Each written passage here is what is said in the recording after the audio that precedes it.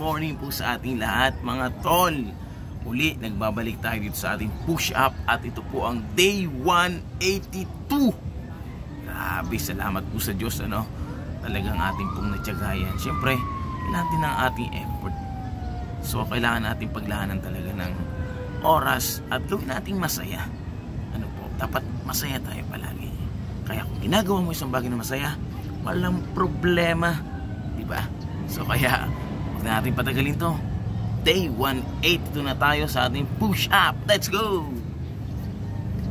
Stretching na rin ako, kaya push up na tayo. Okay? Ready?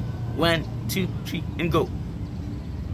1, 2, 3, 4, 5, 6, 7, 8, 9, 10, 11, 12, 13, 14, 15, 16, 17, 18, 19, 20, 21, 22, 23, 24, 25.